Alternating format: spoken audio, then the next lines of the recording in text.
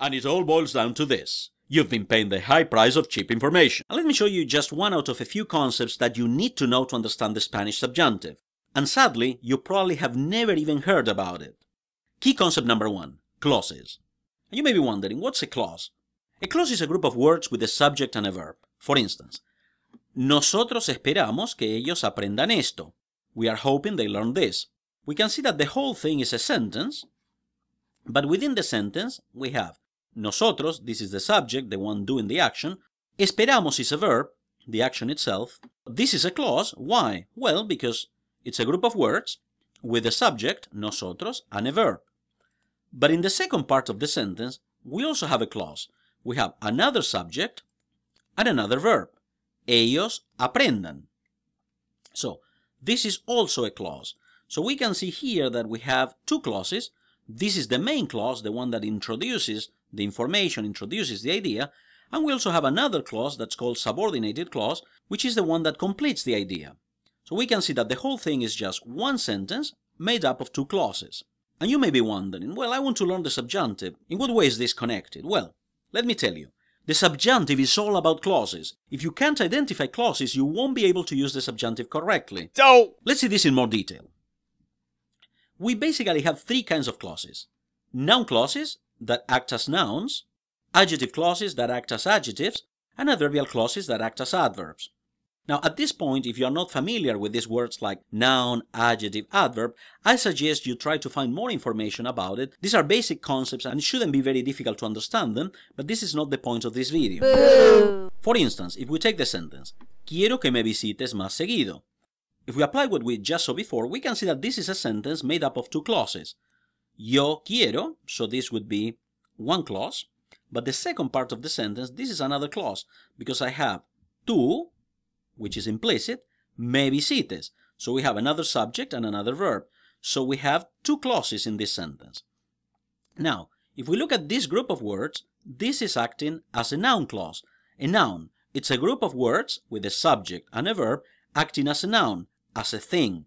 How do I know that this is acting as a noun? Well, I could replace the whole clause with any of these words. Quiero café. Café is a noun, is a thing. So I could say quiero café, and the sentence makes perfect sense grammatically. Quiero café. Quiero agua. Quiero tranquilidad. I want peace of mind, tranquilidad. Quiero un perro. So I could put a noun instead of this group of words, and this makes sense. However, I could not put an adjective. Quiero bonito. Quiero divertido. That doesn't make sense. I want beautiful. I want funny. It doesn't make sense. So this is a noun clause, a group of words with a subject and a verb that acts as a noun. Wow! And let's have a look at this second sentence. Conozco a la mujer que vive allí. I know the woman who lives there. In this case, we can see that we also have two clauses. Conozco, I know, yo conozco, so this is the first clause. And this is the second clause, que vive allí. We are talking about the woman who lives there. So, another subject and another verb. And the question is, well, what type of clause is it? We have a group of words with a subject and a verb, but is it a noun clause? Well, let's try. Let's see if we can put some of these words. Conozco a la mujer agua. Conozco a la mujer tranquilidad. No, it wouldn't work. This is an adjective clause. It's working like an adjective. How can I tell? Well, I could use an adjective instead of this group of words, and the sentence would make perfect sense. I could say, conozco a la mujer alta. I know the tall woman. Conozco a la mujer baja. I know the short woman. Conozco a la mujer delgada, a la mujer amable, etc. So if I put an adjective, this sentence makes perfect sense. I could replace the clause with an adjective, with any adjective, and the sentence would be grammatically perfect. For that reason, we can tell that this is an adjective clause, a group of words with a subject and a verb acting as an adjective. Wow! And likewise, if we analyze this sentence, mi vecino trabaja cuando quiere. So we can see here that cuando quiere is a clause.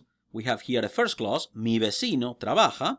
So we have a group of words with a subject, mi vecino, and a verb. But here in the second part, we also have another clause, group of words with a subject. It would be él, cuando él quiere, and the verb. But now, what type of clause is this? Well, is it a noun clause? Could I put café? Mi vecino trabaja café? No. Mi vecino trabaja agua? No, it's not a noun clause. If I put a noun, the sentence doesn't make any sense. Let's have a look at adjectives. Mi vecino trabaja bonito. No. Mi vecino trabaja amable. No. Mi vecino trabaja alto.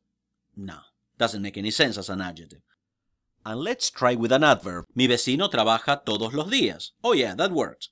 This is an adverbial clause. We could put any adverb and the sentence would make perfect sense grammatically. For example, mi vecino trabaja lentamente. Mi vecino trabaja a la mañana. Mi vecino trabaja por la noche. Mi vecino trabaja responsablemente. Having said this, now that we can identify the type of clauses we have, things get a little bit easier. Yeah! And at this point you may be wondering, well, great, I can tell if we have a noun clause, an adjective clause, and an adverbial clause, but what's next? Well, let's put the subjunctive in perspective now. I like my students to think of the subjunctive as a continent. Think of most continents except for Australia, and most continents are made up of countries. For example, if we take North America, the whole continent, we can see that North America is made up of Canada, the United States, and Mexico. And we can see that each of these countries has their own laws. Some laws may be similar in some cases, but for the most part they have their own specific laws. For example, in Canada it's perfectly legal to smoke marijuana. You could even do that in front of a police officer. The laws of that country enable their citizens to do that. However, in the United States, in most states, this is not allowed. So if someone tries to smoke marijuana in front of a police officer, well, they will get in trouble. And the same would apply in Mexico. Each country has their own specific laws. You are correct, so sir. Whenever you are in a specific country, you need to know the rules that apply. When exactly the same situation happens with the subjunctive. I like to tell my students that the subjunctive is like a continent. And in this continent, we have different countries. But actually, instead of countries, we call them clauses. We have noun clauses, we have adjective clauses, and we have adverbial clauses. And each type of clause has their own sets of rules. For example, noun clauses are all about wishes, emotions, doubts.